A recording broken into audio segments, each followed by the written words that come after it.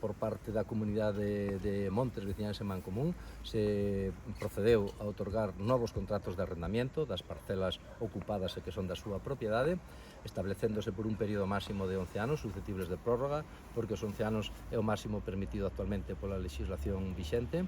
A parte deso, estableceuse unha nova renta desas parcelas e tamén se acordou unha indemnización que ha de satisfacer as empresas afectadas pola ocupación durante estes 9 anos desde que terminaran os antigos contratos de arrendamiento o 31 de diciembre de 2014. Como foi esta reunión aquí na notaría?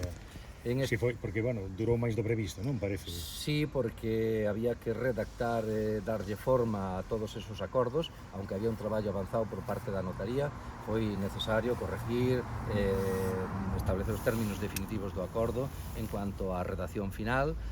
Participaron moitas persoas tamén, porque todos os socios das entidades